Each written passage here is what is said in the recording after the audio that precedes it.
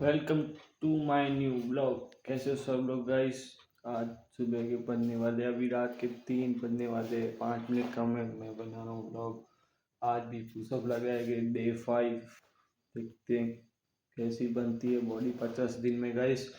इस जर्नी में मेरे साथ तुम लोग जुड़ो और like and subscribe and follow करो गाइस सब लोग। रात को गाइस मेरे को काम था, मैं चला गया था दोस्तों के साथ उधर।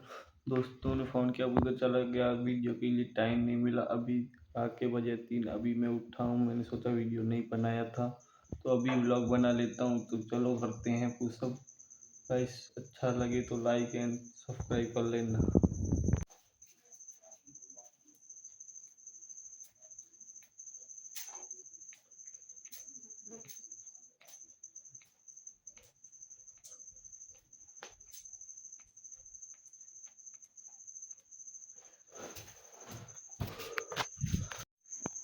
तो गाइस पुशअप हो गए कंप्लीट और मिलते हैं नेक्स्ट डे और नेक्स्ट ब्लॉग में। तब तक के लिए बाय बाय।